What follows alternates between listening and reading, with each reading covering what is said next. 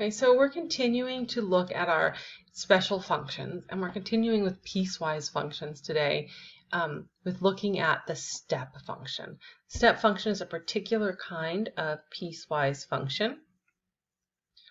And so to look at that, you can see if I drew some steps on a graph, it might look something like this.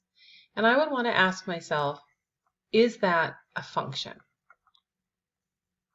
So if I remember, the definition of a function is a relation between an input and an output. So definitely if I gave you a number on the input scale, you could read up and see what the output is. And the second part of a function says that there's only one output for any given input. And that's where the step function gets more interesting. If I look at this, it's a little hard to tell. Is this a straight line straight up? Is it just really rapidly increasing?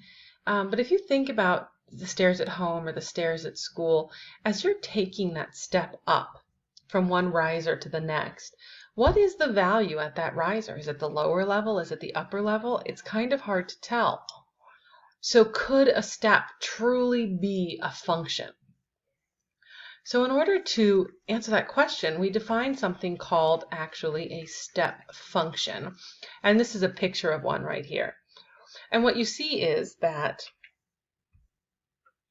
let me put that back in. It didn't erase what I wanted it to.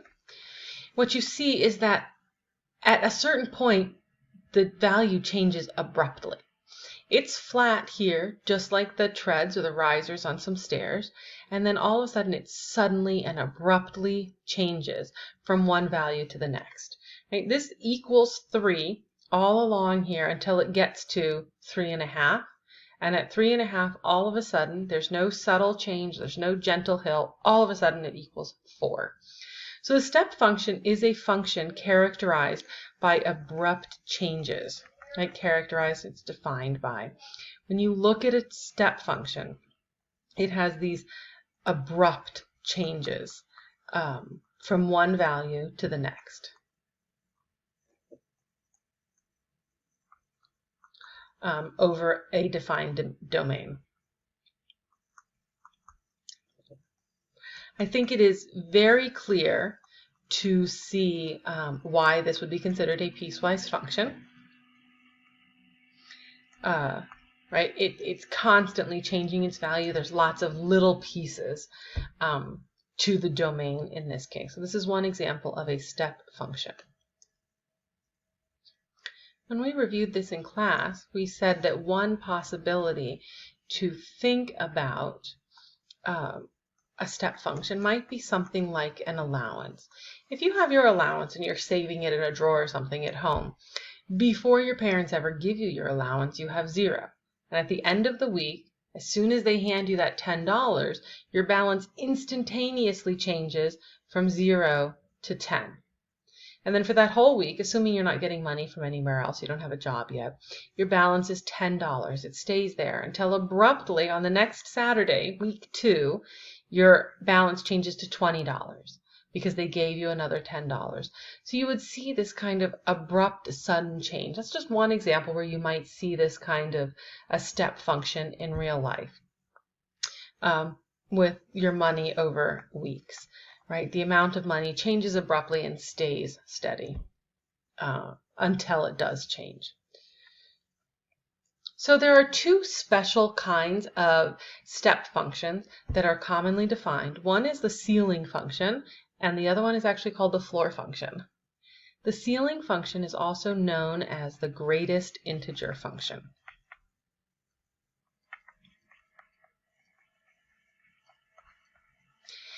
And it is written out with a symbol that looks like, most of a square bracket.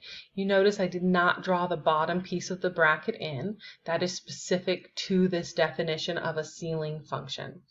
And how the ceiling function works is basically it says round up. You just round up to the next integer.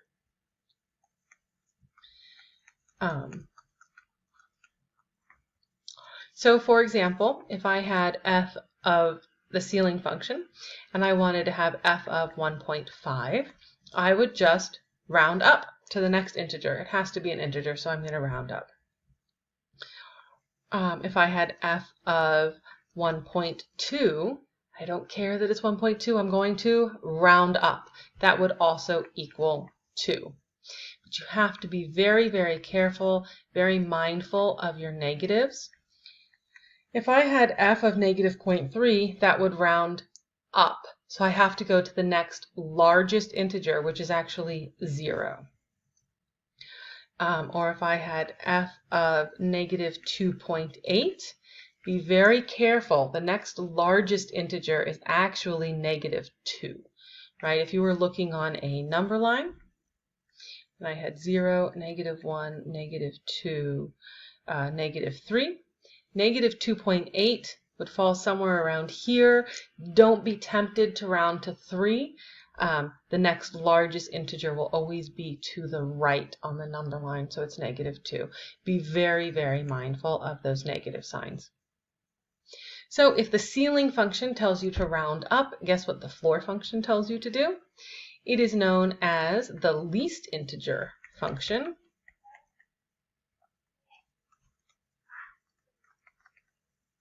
It is shown by the bottom half of a square bracket, and it basically tells you, hey, round down, right? So you round down, truncate down to the next lowest integer.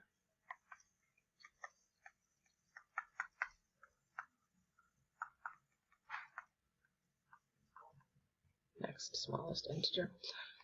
So some examples might be f of 1.5. If I'm defining the least integer function, that would equal 1. But similarly, f of 1.8 would equal 1. Doesn't matter where it falls. If it hasn't reached the next integer, I'm going to round down to the one that came before it for the floor function. And again, make sure you are very careful with these negatives because you have to go down. Negative 3 goes down with the least integer function. It actually would be negative 1. And f of negative 2.8 would in fact be, excuse me, negative 3. So again, be very mindful of these negative signs. That is the way the floor function works.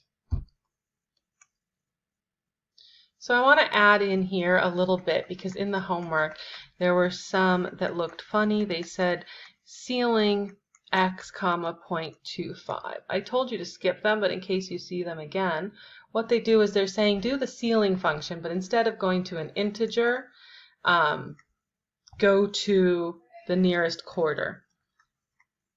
So you would still round up, that's what the ceiling tells you to do, but you would round up to the nearest 0.25. So if I had something like that and I had f of 0.3, I would round up, but my quarters would be 0, 0.25, 0.5, 0.75, and 1. The next one that I would hit, rounding up, would be 0.5. f of 1.08 would round to 1.25. So when you see them written like this, it's just telling you, hey, you don't have to go all the way to the integer. We can have a smaller break, 0.25. I think another one that you saw was f of x equals floor, x comma 0.1. And this one's just saying use the floor function idea, but round to or truncate to the nearest tenth. So I don't remember what the exact numbers were, but if it was f of 1.08, the nearest tenth would actually be 1. F of 3.28, the nearest tenth to the floor, I'd be rounding down, would be 3.2. So if you see those, that's what they meant. All right, so then we had this example with making for a pasta dinner. Kylie's fixing a spaghetti dinner for the volleyball team. She uses the graph to determine how many packages of pasta she needs to buy. So if she looks and knows how many ounces she needs for the number of people she's going to serve, this graph is basically saying, hey, one package has 3 ounces of pasta in it. If I need anything less than 3, I can buy one package. If I need anything between 3 and 6, that will fit within 2 packages. And this makes sense because I can't buy 4.5 ounces of pasta. I can buy 3, I can buy 6, because I have to buy a whole package. So this is telling me to write a function for the graph. If I look at this, I can see it's kind of a ceiling function. I am rounding up.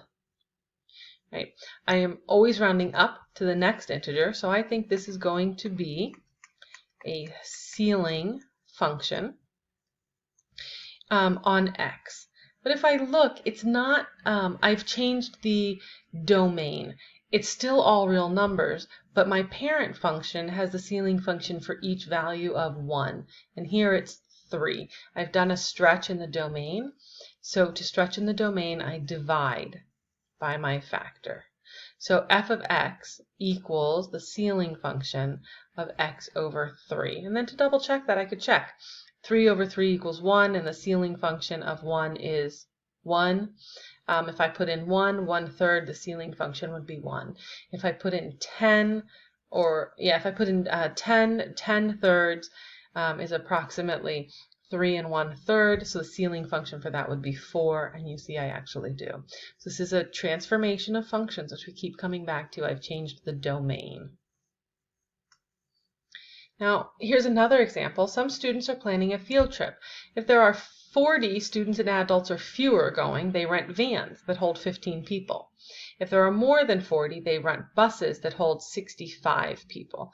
So what function can represent this situation? I have a domain that breaks at 40. So if x is less than or equal to 40, or if x is greater than, it can't be both, greater than 40, then I would use this function. It's a ceiling function because I need to round up to fit people in the van. X over 15 vans. If x is greater than 40, I would have the ceiling function again because I have to round up. I can't get half a bus. It would be x over 65 buses. So this is like a step function that involves a step functions within. It's a piecewise function with 2 steps inside it. This would be buses. Okay. So here's a concept summary of this. I know these are a little hard to see, but remember the ceiling function has the boxes on top and the floor function has the lines on the bottom. But in general, a step function is any piecewise defined function that has constant pieces, right? They're not lines with an angle and a slope. It's always a constant with an abrupt change in between them. And then 2 special step functions are the ceiling function, which goes up, it rounds up, and the floor function, which truncates down.